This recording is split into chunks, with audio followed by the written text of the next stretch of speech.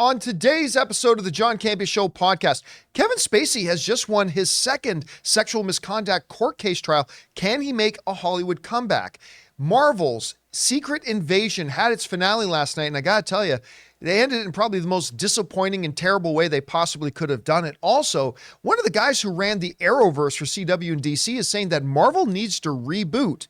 They might have a point. That and a whole bunch more. The John Campea Show podcast starts right now.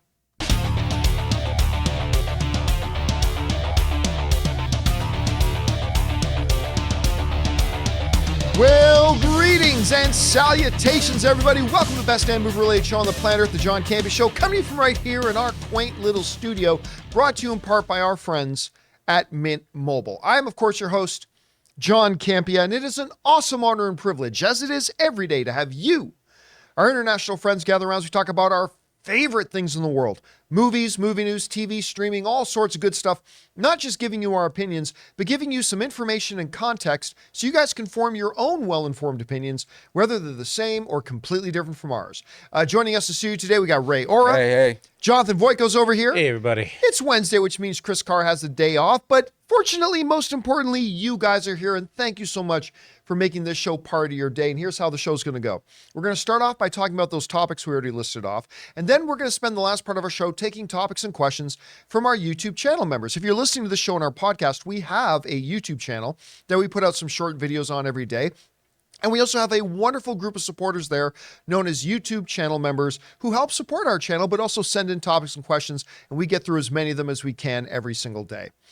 All right, with that said, tell you what I did yesterday. You guys might have noticed, if you're regulars on the YouTube channel, we normally daily do a open mic show, but we didn't have one yesterday for a couple of reasons. One, we were working pretty hard on this Barbie editorial that we put up. You can see it there. It's called Barbie is the Villain of the Barbie movie. Go check it out if you haven't seen it yet. But the other thing was, Ann and I had tickets. I'm not a big soccer guy, I admit. Like, I'll watch the World Cup, but I'm not really into soccer too terribly much. But I love Ted Lasso, and I love the show Welcome to Wrexham. Love that series. And so yesterday, Wrexham was playing probably the most famous soccer club in the world, Manchester United, in San Diego in a friendly. So Ann and I got tickets to go see that. So I had to leave a little bit earlier than normal yesterday. We drove down to San Diego, had a wonderful time. And got us some really, really great seats. Beautiful weather down in San Diego. It's always nice and moderate there. Had an absolute blast, and I cannot wait for season 2 of Welcome to Wrexham. I believe it starts in September, if I'm not mistaken. So that was a lot of fun. Anyway, all right. With all that down, guys, let's get into our first big thing here. I mentioned in a video we did on the YouTube channel earlier, I did not wake up this morning expecting to be talking about Kevin Spacey, but here we are. Now, laying some groundwork here, Kevin Spacey, one of the most celebrated actors up until a point. He's the owner of 2 Academy Awards, one that he won for American Beauty, one that he won for one of my all-time favorite films, The Usual Suspects. He's absolutely phenomenal. He, right before his massive fall in 2017, he just appeared in a brilliant movie, Baby Driver, by Edgar Wright. And he was starring in the true flagship show for Netflix that put Netflix streaming on the map with House of Cards. And then, like a House of Cards, it all came tumbling down. Hollywood actor Anthony Rapp came forward with accusations that when he was a teenager, Kevin Spacey sexually assaulted him, all this kind of stuff. That opened a floodgate of a bunch of other people in the industry coming forward, making allegations about Kevin Spacey, and his career was done. Now, over the years, that has led us to 2 separate actual court cases and trials. One trial, Anthony Rapp, the aforementioned actor, sued Kevin Spacey for his alleged acts so many years earlier for $40 million. Now, last year in October of 2022, Kevin Spacey, as you can see here, actually won that case. Kevin Spacey was cleared of any wrongdoing in that case. Now, there wasn't a lot of celebrating because he faced what was arguably even more serious charges from a number of accusers in a London court case where Kevin Spacey stood trial for 9 charges. Well, This morning, that court case got brought to its conclusion, as it has been reported that Kevin Spacey has once again emerged victorious, being acquitted on all 9 charges. All 9 of them. Kevin Spacey has gone to court twice and won both times. Now, this isn't even like, say, for instance, the Johnny Depp case, where Johnny Depp went to court twice, lost once, and won once. Won the big, important American one, but he lost the one that was in England. Kevin Spacey's gone twice, and he's won both times. And the question that got brought up earlier today is, can Kevin Spacey, having won both of these trials, can Kevin Spacey get his career back? More than just acting, because I'm sure he can go and appear in any community theater, but can he get his Hollywood career back? The guy who has 2 Oscars, the guy who's been in so many iconic movies and played so many iconic roles. Can this guy get his career back? Now, there's 2 ways of looking at it. On the one hand, you think, well, the guy is an immense talent. He's got Oscars, and he was just vindicated, not once, but twice in the court of law. Therefore, he should be able to get his career back. I understand that point of view. Those are valid arguments to make. They absolutely are. But there's the other side of the coin, right? And the other side of the coin is a little bit more nuanced. The people that took and testified in the court cases against Kevin Spacey are not the only ones who came forward. Many others came forward with allegations that they never pressed charges with or never sued him over. I'm not saying that as to suggest we should just believe them and believe Kevin Spacey is guilty of anything. I'm not saying that, but those are out there. And the reality is, if you're a Hollywood studio executive, if you're a producer, if you're a director, do you give the role to a talented actor? Let's say you got a role. Do you give the role to a talented actor who's got no controversy in their life, and the only thing they're going to bring to your movie or television project is their talent? That's it. That's all they're bringing to the table. Or do you hire Kevin Spacey, who, along with tremendous acting talent, is also fairly or unfairly bringing along a lot of baggage and a lot of personal issues and a lot of controversy?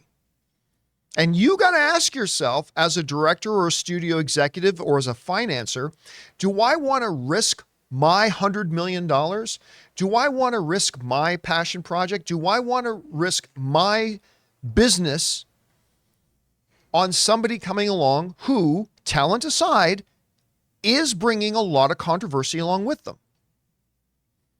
Because guilty or not guilty, there's still going to be a lot of people out there, right or wrong.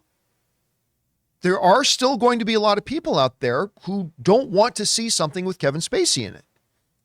I'm not saying they're right to feel that way. I'm not saying they're wrong to feel that way.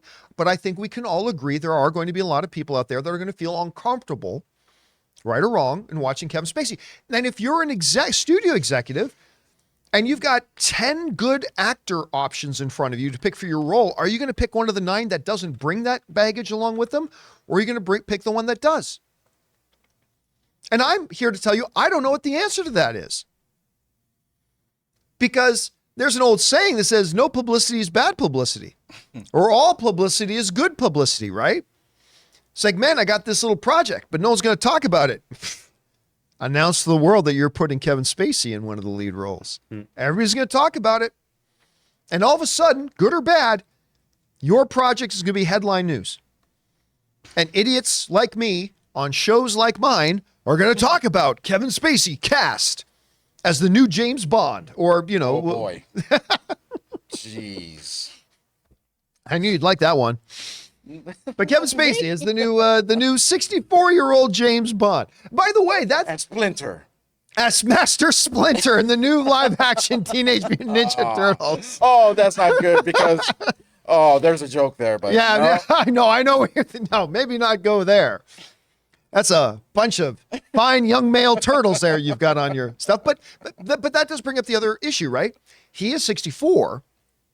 He's not exactly at the, which is, I mean, 60s, the 60s is the new 40s in Hollywood, right? But I mean, at 64, I mean, some of the roles that he maybe would have gotten a decade ago, 15, 20 years ago, maybe not be roles that he would get today. He may not play the high school junior's dad. He might now play the high school junior's grandfather or something like that, right? So there's a little bit more limitation on there as well. But yeah, I don't know. You know, here's the funny thing. When all this came out about all these allegations and things that he did, the weirdest thing happened to me. I was still able to go back and watch old movies of his that I had already seen, but I couldn't conceive of watching a new movie with, you know what I mean? Does that make sense? Yep. Like I couldn't imagine myself watching a new movie. I have no explanation for why my brain worked that way. But it's like, oh, can I go back and watch, what's the K-Pax? Oh yeah. Is that the one where he's like said was from another He's planet? like an alien, yeah. Yeah.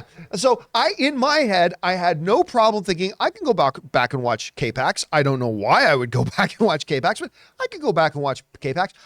But you know how they fired him out of, what was the movie that they replaced him with, Christopher Plummer? All the money in the world. All the Money in the World, right? I couldn't imagine watching All the Money in the World if he had still been in it. I just don't know what I feel about that. So actually, I'm going to ask Jonathan. Oh boy.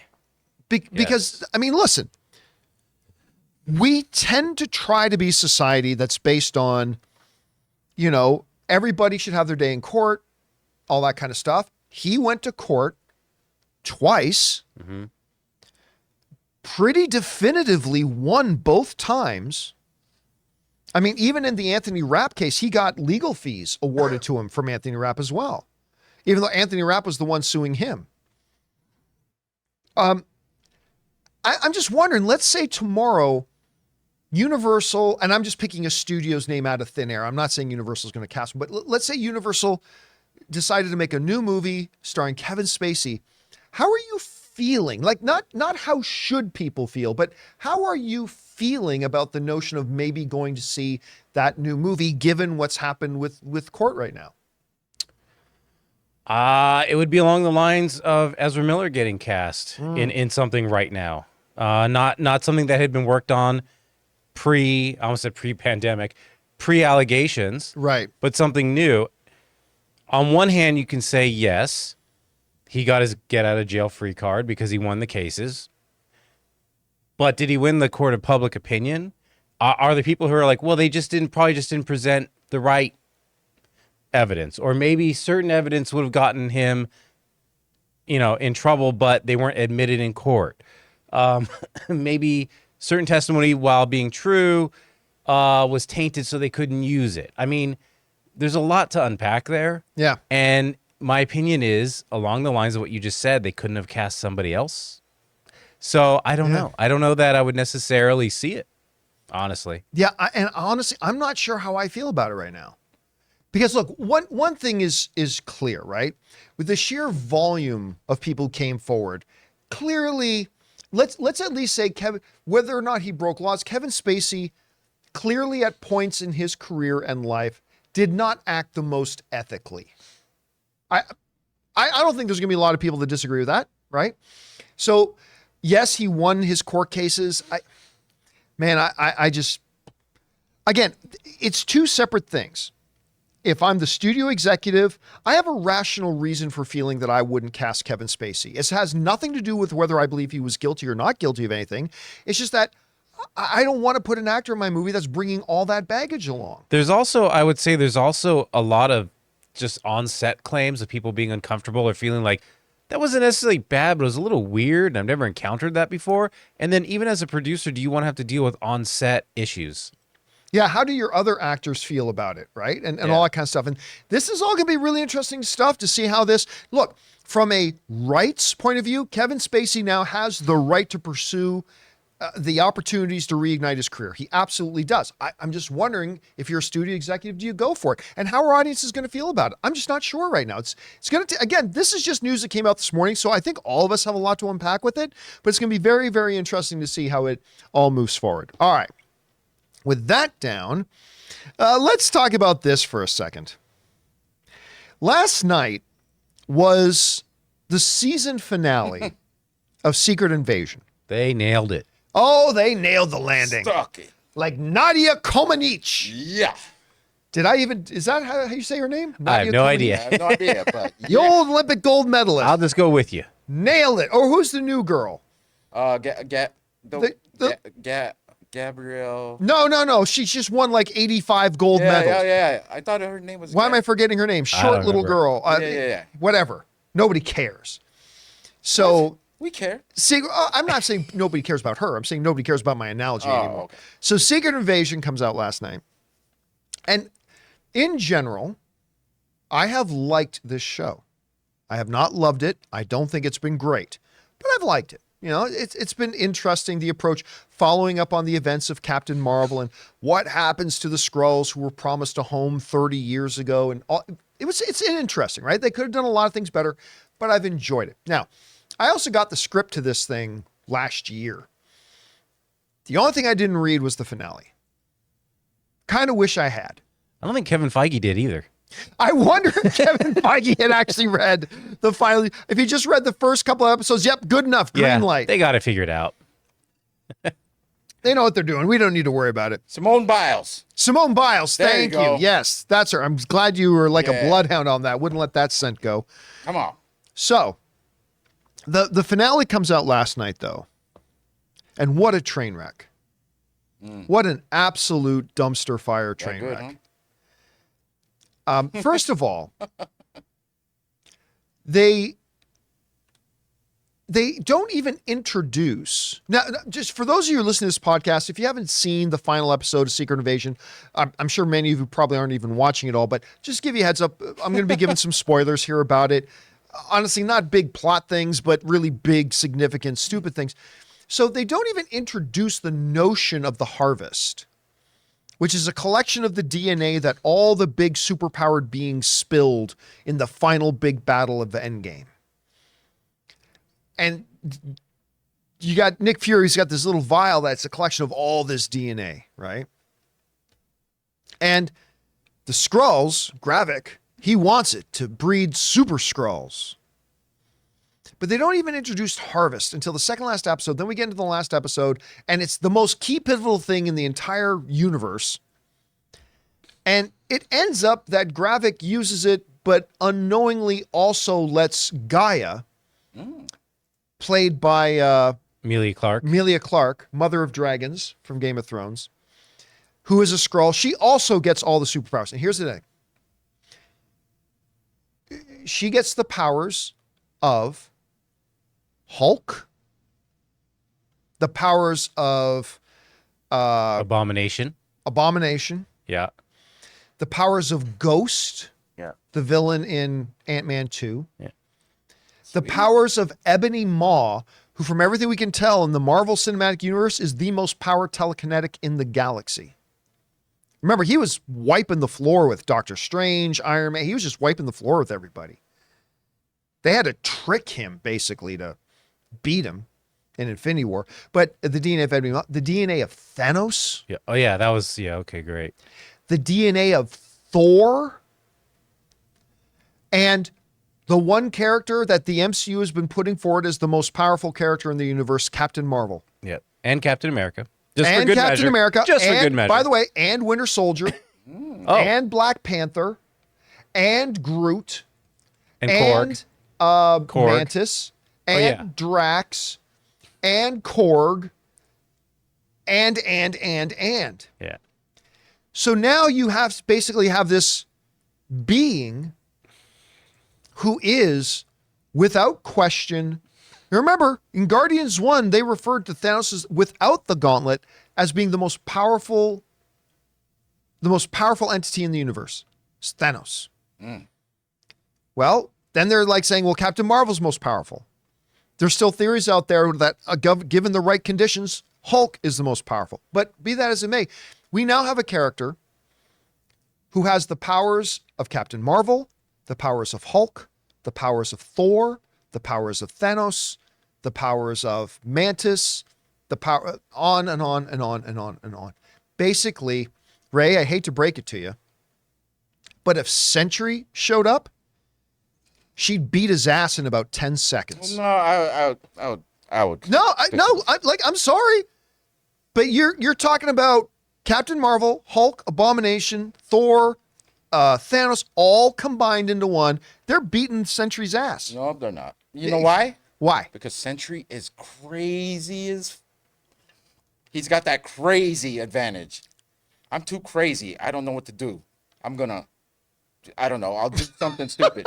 I'm crazy. Ray's never been crazy. He doesn't know what he'd do. I don't know. But this actually sounds awesome to me. It sounds like a super scroll. But I get the idea of the super scrolls, but this is stupid. Despite how you're making it sound like how they got the powers, they just stepped in like a booth, like a tanning booth. Essentially stepped inside this glorified tanning booth, flipped the switch, beep, beep, beep, beep. Great. Now I have all the superpowers. I have all the superpowers. And I said this in a little video we did earlier today, but I swear to God, it's like if they got a group of fourth graders together and said, well, fourth graders, what do you think should happen? And one little kid, little Timmy, put up his hand, say, yes, Timmy. And little Timmy said, I think that she should get all the superpowers. That's a great idea, Timmy. Now, don't expect any residuals for that idea because we don't do that right now. But that's a great idea. We're going to run with it. Should we tell Kevin Feige about it? Nah, he'll be fine. Don't worry about Kevin. But they literally just created a god who you could line up the entire, this character right here. You could line up the entire Avengers from Infinity War and Endgame lineup against her and she'll kill them all in about 2 minutes. And it's like, what's the MCU doing right now? What are they doing? Like, I've been saying for a while that not since Endgame, but since Far From Home, the Marvel Cinematic Universe seems to have lost its way a little bit. Now, they have put out a couple of amazing things in that time period. WandaVision, Ms. Marvel, Shang-Chi, a number of things they put out have been absolutely fantastic. But it used to be that everything they put out was fantastic, right? You've heard me cry about this before.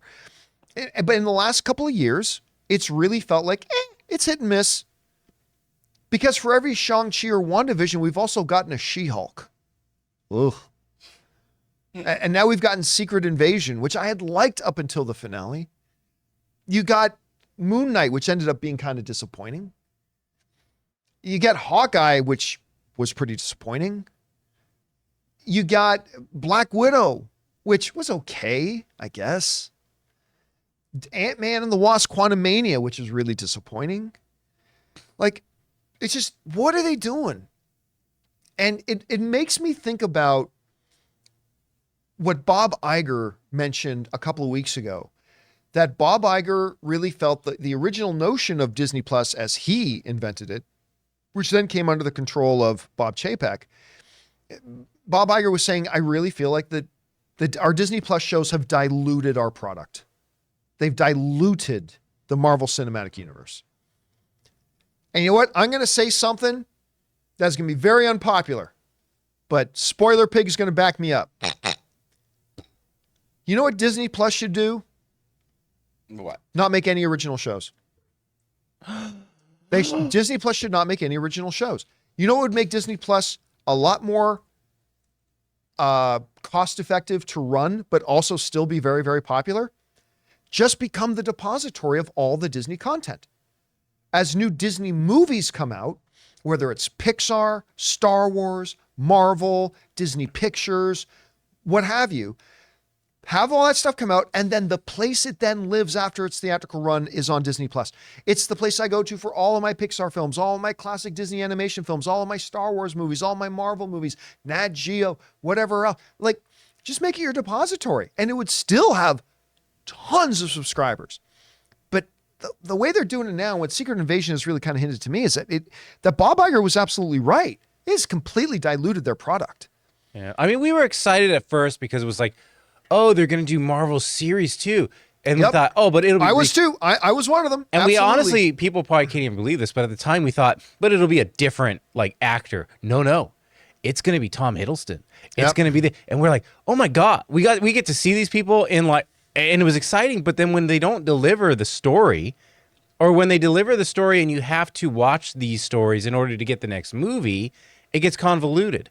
If they had just done like one-offs where it didn't really like, you didn't need these side stories to get the next movie, but you got some character development, maybe fine, but it's still a bit of a dilution because now they're also trying to do 3-4 movies at a time, and they're trying to do these series, and it becomes so overwhelming that you can't keep up. And here's the thing too. The other problem was not when we were excited at first. They came out of the gate strong because their first Disney Plus Marvel show was WandaVision, right? Yeah. And that like made all of us think, this is it. This is a golden era, man. This is going to be awesome. Yeah. Not so much. They had done one a year. I mean, initially, like I grasped onto the Disney Plus, like the Marvel series on there, only because like I felt it was a platform where you could flesh out characters or like flesh out like new characters that might not be big enough to be on the big screen. But then they made them necessary. Maybe it would be something that we could, there'd be certain characters that we could grasp onto and be like, oh, this character I've never known, I've heard about, is actually really cool. I just don't think the writing has been there to actually grab people and have them like, because it worked. What you're explaining, they did do with say Ms. Marvel. Yeah, but you're right. Like they've just had a lot of weaknesses along the way doing it, and again, it's back to what Bob Iger said. It's diluted it. It's watered it all down. And I don't think Kevin Feige was prepared to have like so much area to work with. You know what I mean? He was only contained into the movie stuff. One movie after another. Which is where he should have stayed. One movie after another. Hindsight is 2020. Yeah. Hindsight is 2020. Absolutely. If they had asked for my vote back when they were just getting started, I would have been, go forward with that. That's going to be great. But hindsight is 2020. I mean, we were all nervous that he'd be a bit overwhelmed. And we're like, but he's got it. He's way stretched too thin. But then he stretched. Yeah. And the people behind Disney Plus were pushing for content. He had to rush these things out. Bob, remember, one of the first things Bob Chapek did when he took over Disney was he completely restructured the leadership flowcharts. That was a problem too. And it was a massive problem because now, whereas Kevin Feige used to be the guy in charge to decide what content we're going to make and where it's going to go, that authority was taken away from Kevin Feige. Yeah. And now he had a new level of bosses. He became telling middle him, manager. oh, you need to make this and we're going to put on Disney Plus, but I don't want to put on Disney Plus. Right. Too bad. bad. We're telling you we want this and we want to put it on Disney Plus. And he never had that under like Bob Iger. He never had that under why am I freezing on the head of Disney's names? Alan Horn. Alan Horn, thank you. I was looking at his face in my head. He never had that under Alan Horn. Like Alan Horn was his boss, but Alan Horn equipped him and empowered him to do stuff. Anyway, we're going on a long rabbit trail. Bottom line is, Secret Invasion ended really badly. They did not one of the stupidest things. They did the stupidest thing the Marvel Cinematic Universe has ever done with the creation of this god being that came out of nowhere. Like I said, it was at like the end of the second last episode, Harvest. What? Next thing, God. It's just awful. Anyway, all right. With that down, let's talk about one more thing here, shall we? And this kind of is connected a little bit with the last thing we were just discussing. There's always been the question for the past 7 or 8 years, people have been asking, when is the MCU going to reboot? Like even when it was firing on all cylinders and at the height of its power, people began to ask the question, at what point does the Marvel Cinematic Universe reboot? To which you all say, well, maybe never. But those questions are becoming more and more frequent, and we're having to take those questions a little bit more seriously now because Marvel is becoming a little bit of a mess. Like, hey, listen, again, they're still putting out some great Guardians of the Galaxy 3 we just watched. Awesome movie. Fantastic movie. But again, that came on the heels of Ant-Man and the Wasp: Quantumania. And now we've had like She-Hulk and then Secret Invasion, whatever. Well, it's not just some fans who are asking that question. One of the guys who ran the Arrowverse for DC, his name is Mark Guggenheim, right? Mark Guggenheim was recently being talked about, and he's basically saying, you know what, that Marvel Cinematic Universe, they need to reboot. This comes to us from the folks over at CBR who wrote the following. Speaking on the, and I won't know how to pronounce this right, the Arthi and Sriram show, Guggenheim explained that he agrees with current Disney CEO Bob Iger that Marvel Studios needs to slow down its content production, adding that he believes the MCU is due for a Crisis on Infinite Earths-like event that can reduce the number of plot threads. Each of these movies in phase 1 through 3, they all stood on their own. Look, I get it. I think honestly what the Marvel Cinematic Universe is going through right now is the same discovery that Marvel Print Universe and the DC Print Universe, talking about the comic books, also went through, Guggenheim explained, which is I think these universes like ships. And the longer the ship sails, the more barnacles get attached to its hull, and the more it weighs down the ship, and the more it affects how fast the ship can move through water. The creator went on to speculate that he believes the upcoming Avengers Secret Wars will largely serve that goal. My guess is what they're building up with Phase 4 is Secret Wars, and they have announced not the Secret Wars of the 1980s, it's Jonathan Hickman's Secret Wars, which basically was sort of like a reset for the Marvel Universe, Guggenheim concluded. So basically what he's saying, like, look, things are going to start getting weighed down. The ship analogy was actually a good analogy. He also talked in another place about how there's just so many plot threads running all over the place. By the way, still nobody in the Marvel Cinematic Universe has mentioned that, I don't know, Aratham the Judge appeared over Earth saying, I am coming to judge the Earth. Gone. It's like, okay, well, that's just another Tuesday.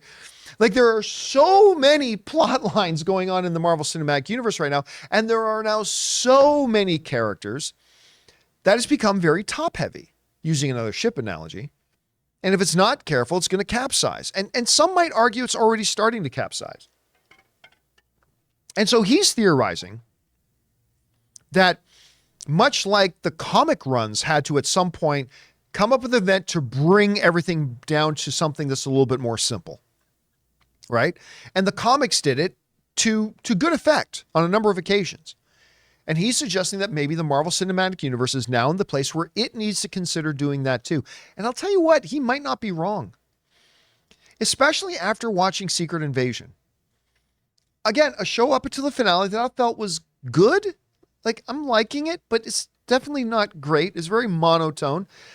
And then when you got the payoff, it's like, really? This is what they're doing now? This is where we're at? I cannot help but wonder. And you know what?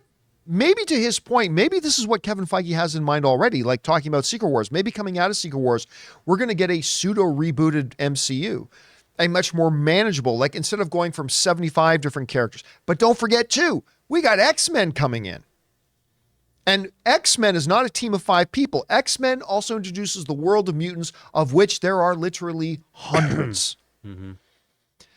So maybe he's right. And listen, I've always said to you, if you're going to bring in X-Men, maybe you either need to leave them in their own universe, or maybe you need to reboot the MCU and say, hey, this is a world where mutants have always existed. I mean, I just don't know, but I don't think Guggenheim is crazy. How far do you want to see this reboot? From just like, just story-wise, or are we talking about complete character overhaul, the writers, or like even Kevin Feige? I don't know. Like, how far do you go? Like, it feels like it would be less of a headache that they just finish this story arc through, and then maybe start with a clean slate. But some people will argue that Endgame was the finishing of the story arc. Right? Right. Like some people, I've read a lot of comments of people writing on the videos and in my posts saying, you know, the MCU for me ended at Endgame. And let's actually look at the status of the MCU right now. The main heartbeat of the entire franchise is gone, right? First, you had the 2 faces of the MCU, Tony Stark and Steve Rogers, Captain America and Robert Downey Jr. and Chris Evans. Mm-hmm. They were the faces of the MCU. The whole thing, they're gone. Black Widow was an OG, gone. Hulk is now wearing Hawaiian shirts to family barbecues. Thor is kind of in an I loved Thor Ragnarok. But they have put Thor through so much stuff now that Thor is, I don't know even what you say Thor is now. Like, who and what is the MCU now? It almost feels like maybe you do need to do like a hard reset and start again with a new Tony Stark, a new Steve Rogers, a new Hulk, a new Thor, a new what? I mean, honestly, I'm not saying that's what they should do. I'm just spitballing here. I'm just spitballing, but I don't know. And then when you also got some of your most faithful employees, like maybe Scarlett Johansson. Remember what she went through with the Black Widow drama? Oh yeah, and thanks to things Bob like that. Chapek. Yeah, That was, I think, initially the first sign of things were getting rocky. You know yeah. what I Then mean? not all was good on the good ship MCU. And then Chris Hemsworth, who's never said anything about recently, wasn't he criticizing how his character is now? Yeah, he started saying some things about like, okay, maybe we did this with a little that too silly wrong. and this and that. Yeah, like being a little more black. I just here's the thing. You know, people have been telling me, I've had these debates with people when people are saying like, oh, you know, Kang Dynasty and Secret Wars are going to beat all the box office records. I'm like, no, they're not. You know why?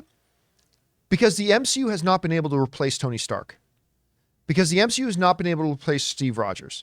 The MCU has not been able to replace the Avengers. Because what they've done now, you have a collection of characters that aside from the Guardians of the Galaxy, and guys, this is just one person's thoughts. I'd love to hear if you disagree with me on this and why. But I'm going to make a statement here. The MCU right now has no identity. The people who were the identity of kind of made up what the MCU was, they were the heart and soul and core. Those characters are gone. And they have not been able to replace them with characters that the audience has en masse embraced and loved. Like the way they did Captain America or Iron Man or what have you, right? They just haven't been able to do that. They have not been able to replace that sense of universality that the Marvel Cinematic Universe had when it was in phase 1 and phase 2 and phase 3. And it truly felt like everything was building up to Avengers and Age of Ultron and Infinity War and Endgame. Everything truly felt like it was. So you had great movies being made at a appropriate pace, with core characters the audience loved and embraced, that truly felt it was building up something. I'll tell you what, nothing feels like it's building up to Kang Dynasty, and nothing feels like it's building up to Secret Wars. Kang Dynasty and Secret Wars just feel like things we're waiting for. I mean, they're just going to happen. Right. But we don't actually feel any connection to that. You know why? Because there's not characters that we're on a journey with that we feel are taking us. They're just mystery boxing it. Yes. And again, this goes back to what Bob Iger was saying, that it has really become watered down. It's become diluted. It makes audiences feel like they don't really know where this is going either, do they? Because they keep saying it's going to be answered, but then it's not. So on one hand, you're expanding this universe, and then you're introducing new movies. So you say, okay, well, in this movie, it's going to start linking things. And then it has nothing to do with linking to the next Avengers at all. And you know what? You don't even need to link if your movies are great. But see, that's my next point. But they're not. Then they're trying to take chances. Yeah. So they're further frustrating audiences by doing an ultra silly Thor, or trying to elevate Ant-Man to something he's not, or just saying, well, this didn't answer any questions, but guess what? We've got more questions. So you're frustrating audiences. It didn't help that they also started the multiverse too. I don't even mind that. It gave that. them an out. I'll tell you, I think multiverse was a a big mistake. I'll tell you, I've said this before. When we were sitting in the seats in the theater, the auditorium at CinemaCon, and Kevin Feige said, you know, buckle up for the multiverse saga. I and my, best Dave Chappelle voice went, oh no. Yeah. I mean, that's not good. That's the not problem good. is too is like, okay, it's multiverse, it's microverse, it's the same universe but different timelines. So it starts to get really muddled on what they're trying to express. I think you could do a movie like they did with No Way Home, where it's multiverse, but then guess what? At the end, they go back to their own homes. And then it's done. Okay, that was a crazy mess, but they went home. But right now it's like, oh no, they're all going to be still hanging around. It's like, oh, come on. And the reason why I think No Way Home is a good movie to use as an example is it goes back to what we always say, winning cures everything. You make a great movie Right. That can cover up a lot of the stuff, right? But that's really the core of the problem, is that they haven't made great movies. And without great movies, you can't get people to truly embrace and identify with great characters. Right. And without great characters, nobody cares about the journey. Nobody cares right now about where the MCU is going, because right now we have no characters that we feel like we're going on this journey with. And that is something they have got to fix. Anyway, that's part of a much bigger, larger discussion. So to the point that I think, you know what?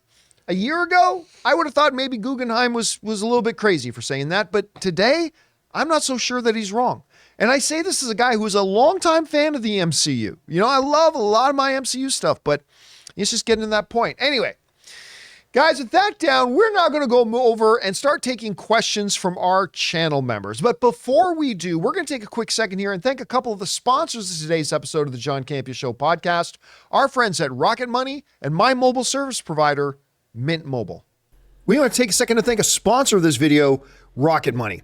Rocket Money is a personal finance app that finds and cancels your unwanted subscriptions, monitors your spending, and helps you lower your bills all in one place. And for me, Rocket Money's been a godsend. I've told you the story before about how I found out that I was still paying a gym membership from when I was still living in Burbank, California 2 years ago. And just recently, I had completely forgotten that I was subscribed to multiple music services with different apps. Rocket Money identified the ones I wasn't using and helped me cancel my subscriptions super easy. And I'm not alone. Over 80% of people have subscriptions that they've completely forgotten about, and chances are you're one of them. Like that Stars app you use just to watch one show, or that free gaming trial that you never got around to canceling. Rocket Money will quickly and easily find your subscriptions for you, and for any that you don't want to pay for anymore, just hit cancel, and Rocket Money will cancel it for you. It's that easy. Rocket Money also helps you manage all your finances in one place and automatically categorize your expenses, so you can easily track your budget in real time and also get alerted if anything looks off. So stop throwing your money away, cancel unwanted subscriptions, and manage your expenses the easy way by going to rocketmoney.com/Campea. That's rocketmoney.com/Campea.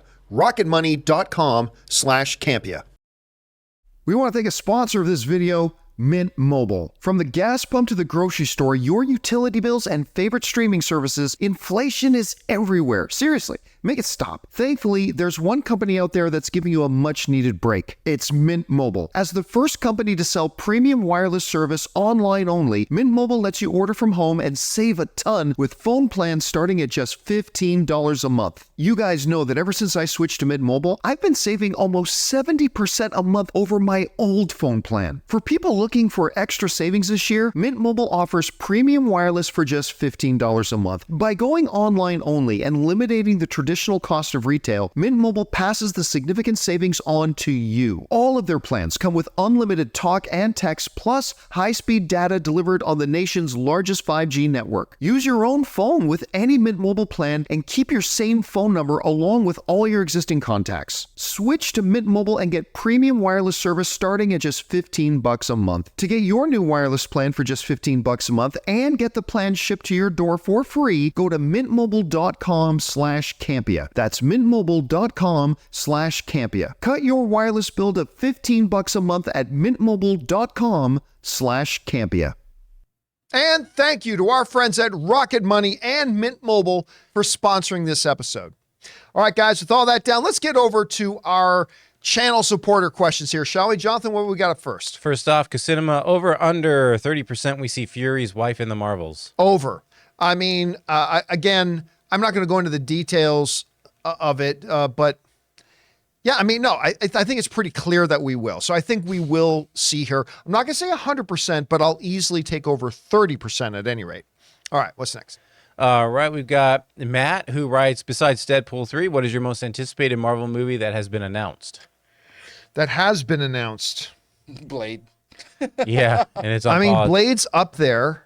They haven't announced. Mine would be Shang-Chi 2, but they haven't announced a Shang-Chi 2, so I mean, I can't really include that one. I can't even think of what is announced aside from the Avengers movies and then the Marvels. Well, you got Fantastic Four. We got the Marvels.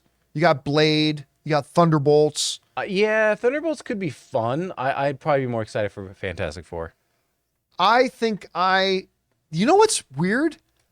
I should be agreeing with. I think I'm actually more excited for Thunderbolts than I am for Fantastic Four. Well, it might have kind of a Suicide Squad feel. It might be really entertaining. Yeah, I mean, once I saw the lineup of who they were putting into it, I got very interested in it.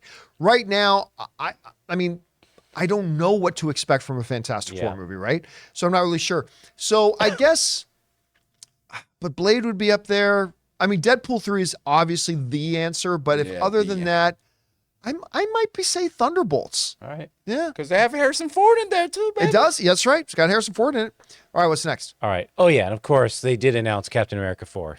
I don't know why I forgot that. But, Right. Brazilian dude writes, over under 50% Nolan's next movie is Bond. I would take over. For Nolan, this is the perfect timing, as he would have control over casting, blank page for story, tone, etc. For the Broccolis, Nolan is arguably the most bankable director in Hollywood, something Oppenheimer just cemented further. I'm going to say under simply because it's not up to Christopher Nolan. Like if it was only, let's put it this way.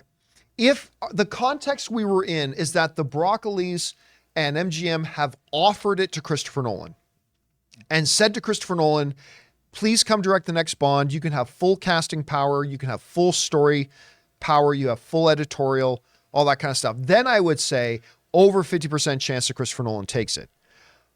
I'm going to take the under simply because I don't think the Broccolis are going to give him that.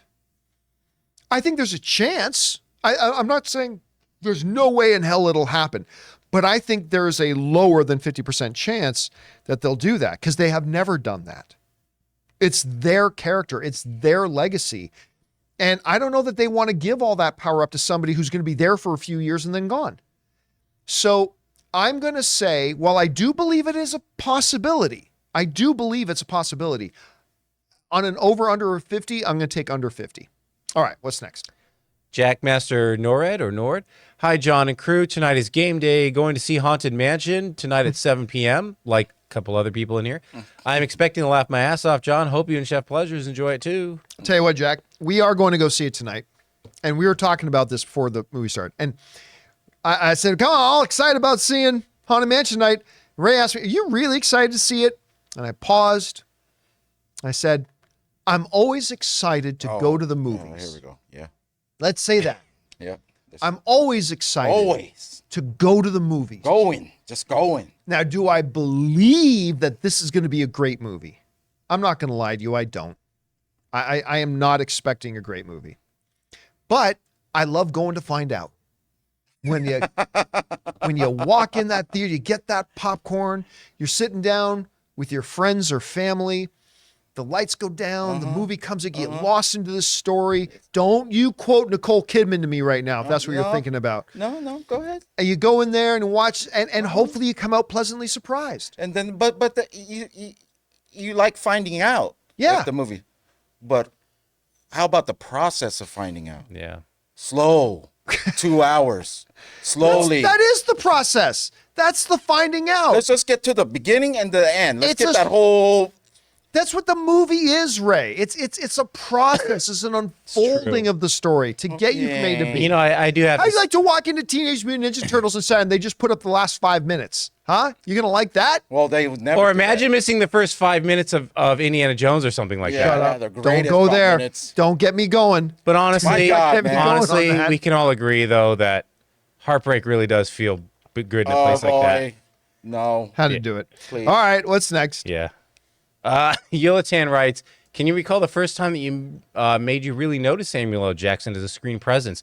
I was a kid at the time, but I believe the first film where I really noticed him was the 93 film Amos and Andrew with Nicolas Cage. The one where I really took notice of him was I'm looking at her face. Gina. No, it's not Gina Gersh. Davis? What? Gina Davis. Thank you. Gina Davis, and I cannot remember the name of the movie. Okay. But Gina Davis played this like housewife who did not realize that she was a programmed assassin spy killer. Ooh. Keep talking. And she's in it with Samuel L. Jackson. That sounds great. And what is the damn name of that movie? Yeah, Jonathan, you got to find the name of that movie. Yeah, I'll look it up. So Gina Davis, Samuel L. Jackson. L. Yeah, Jackson. and as soon as you The Long Kiss Goodnight? The Long Kiss Goodnight. That was the one I think for me, and that was a long time ago. I was a lot younger, but I mean, that's the one for me that I really took notice of. I mean, then of course, then you For me, look Pulp back Fiction. at Jurassic. Which one? Pulp Fiction. I mean, Pulp Fiction for a lot of people. Actually, Like, you know what? No, you're right. I take that back. It was Jurassic Park. yep. Hold on to your butts. It was Jurassic Park. Yeah, and then Pulp Fiction. Yep. All right. What's next? All right. Kayak says, "Hi guys, just wanted to mention that this year we got Dungeons and Dragons, Transformers 7, and Barbie, all based on brands owned by Hasbro and Mattel. All turned out better than I anticipated them to be. Who would have thought?" First of all, the Barbie movie, which, you know, I've said the Barbie movie is not going to end up in my top 5 films of the year, but it was way better than I would have expected it to be like 6 months ago. Like way better than I would have expected to be 6 months ago. Transformers Rise of the Beasts, not as good as Bumblebee, but it was a fun little movie. I enjoyed that. Dungeons and Dragons was awesome. That is going to be, you know, I think this year I'm going to put together a list of movies that lost money that totally deserve to be hits. I don't think I've ever done a list like that. I think I'm going to do one for 2023. And spoiler alert, I think Dungeons and Dragons is going to be at the top of that list. But it looks like Mission Impossible 7 might have to be on that list too. It may not even break even. But Dungeons and Dragons was totally a movie that deserved to be a massive hit. That movie was great. Again, maybe not top 5 films of the year for me, but it's a great movie. And yeah, I just wish more people went to go see it. All right, what's next? All right. Amin writes, from a consumer side, what can we really do to help SAG and the WGA? Do we just hope that the negotiations continue and a deal is made? Hope that the films we are looking forward to, like Dune 2, don't get delayed? Or is there something more tangible we can do to help? Here's the reality. The reality is this. Though, look, I've got many friends a couple of friends who are in the WGA. I got several friends who are in SAG. And I know some people who are on the studio side as well. This is the reality. While the WGA and SAG use their celebrity, and this is good, this is what they should do, use their celebrity to try to win over the court of public opinion, the studios realize the court of public opinion will have zero impact on this. And to a degree, they're right. I mean, most people who have an opinion about stuff like this don't actually fully understand all the things going on with it. And that includes people in positions like me who run like outlets like this one, right? So court of public opinion really should have very, very little power in this. And the reality is it does. The studio doesn't care if all the people in public think that the studio should do this with their money or that with their money. Studios don't care about that. They care about what they do with their money and how they want to, you know, shell out their money, how much of their money they think they should pay out, what's going to be a working model for all of us, and blah, blah, blah, blah, blah. And again, it's tough. You know, I was talking to a member of SAG the other day who said, you know, and it wasn't Chris, who said, we understand it is difficult when, like, Netflix is making a lot of money, but most of the streamers are losing money. And losing billions of dollars. It is tough to ask for more money from somebody that's already losing money. Now, they also point out, that doesn't change the fact that for us to earn a proper living doing what we're doing, we need to be paid appropriately. Absolutely. And the fact that they're losing money, that's their problem. But they acknowledge it's tough to ask somebody who's losing tons of money to give you more money. It's really, really hard. So basically, there's nothing that you and I can do. And really, there's nothing you and I should be able to do anyway. This is between the unions and their studios. This is for them to figure out. Only they really know the true deep intricacies of all the different issues that they have on the table. We only hear the talking points that people get on TV or the press releases that studios or unions put out. It's up to them. There's not much we can do, and there's not much we should be able to do. And by the way, the other day, I felt really bad because it didn't even cross my mind. I signed up for a Netflix subscription. Yeah. Right. And then like afterwards, I was like, oh wait, there's like a big fight over this and stuff. I felt like, oh my God, I kind of overlooked what was going on. So I paused my subscription just until this all thing is just over with. You know what I mean? It's just like, it's just my opinion. my personal feelings. I'm not taking sides. I just feel like I just don't want to be. But remember what Chris said on the show the Yeah. other day, right? Chris said, guys, don't cancel your subscriptions because we need that data out there to make our case. Right. So that's so I mean, so like you feel you want to do something that's supportive, like canceling a Netflix thing. But meanwhile, we've got a SAG member on our show who says, guys, don't cancel your stuff because that data needs to be out there to prove our point about why we should be getting paid more. There's also that fund donation too, right? That The Rock just Yes. I'm so glad you brought that up. And, you know, Chris has mentioned it a few times. I don't have the link for it right on me, but if you guys do a search about, you know, Screen Actors Guild fund that they are taking donations. If you want to help support the writers or the actors, highly encourage you, jump on Google, search for those links. And that's a practical way. If you're looking for a real way to support the actors and the writers, not just writing a tweet, and you actually want to practically support them, go and look for those links and make a donation to them today. Donation. Yeah, well, I don't think many people can make a rock size. I will, but I just go bankrupt. Get a loan and then just put get it a in there. loan. Go into debt. All right, what's next? The antagonistic anonymous writes, Oscar-winning production designer Dante Ferretti has been hired for Fantastic Four, according to IMDb.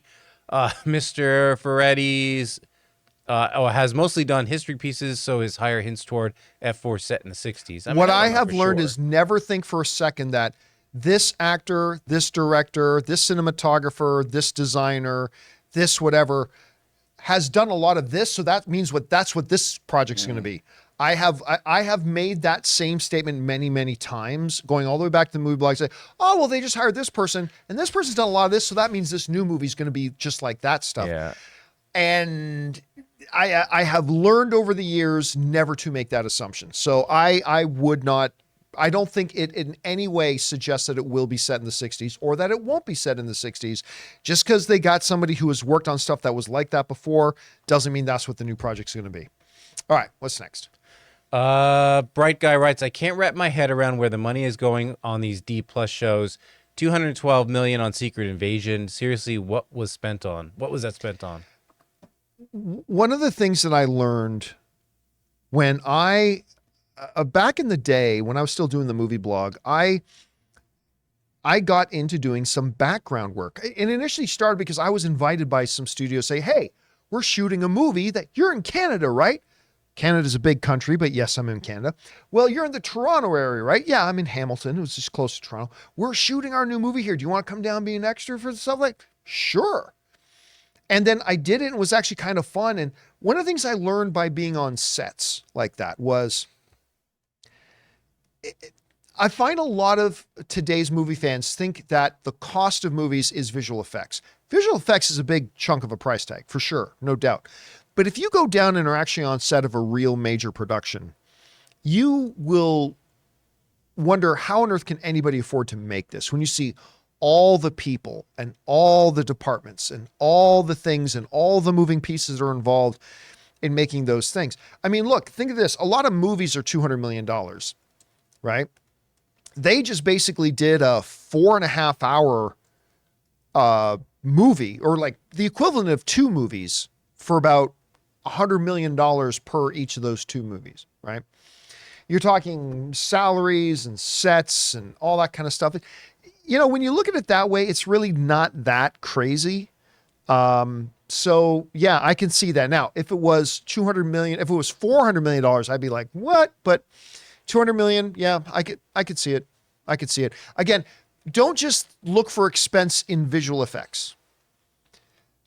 There were some pretty big production things in this, and yeah, that one's not unreasonable.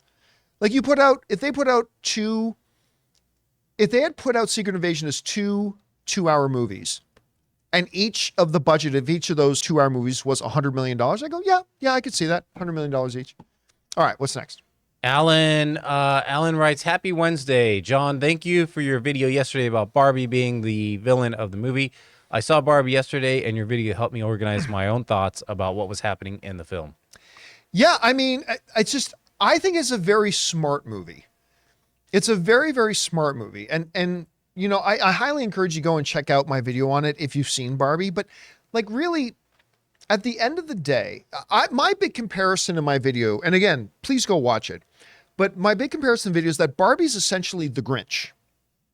You know, the Grinch at the end of the movie saves Christmas, sure, but the Grinch was the problem, right? The Grinch was the one who caused the problem in the first place, that at the end... Spoilers. Spoiler for the Grinch, required the Grinch. And what was the name of the Grinch's dog again? Oh, Sam? like, whoop, whoop. I can't remember if it was Sam or... Let me see. Well, it was some name like that. But the Grinch and his dog had to ride the sleigh down the hill, bring in the big bag. Sure, yeah, Grinch is the hero, but Grinch was also the problem. Max, thank you. Grinch and Max riding it. Max. Barbie is the problem in the movie. Barbie is actually that. Yes, she saves the day at the end, but that's because she caused this problem. Barbie and Barbie Land are in and of themselves the villains and the problem of the film. And yeah, I think, and on that level, I think it's a very clever film. It's a very clever the way they did it. Anyway, all right, what's next? All right. Amin writes, who was your favorite side character from Oppenheimer? Other than Robert Downey Jr., Emily Blunt, and those bigger roles, for me, I think it was Alden Ehrenreich. Yeah, me too. That dude is a fantastic actor. Apparently, Casey Affleck was in the film, but I didn't see him or recognize who he was. Gary Oldman was also great. Oh, you could instantly see Casey Affleck. Yeah. that was pretty. I think it was Josh.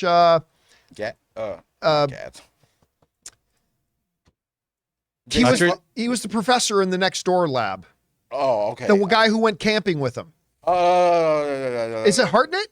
Josh Hartnett. Josh Hartnett. Yeah. That's right. I forgot he was cast in this. I really liked him. Yeah. And I the whole time I was like, is that Josh Hartnett or whatever? Hartnett, And then, I think it was. And then like the whole time I was like looking, and every now and then he would turn, and I was like, that's not him.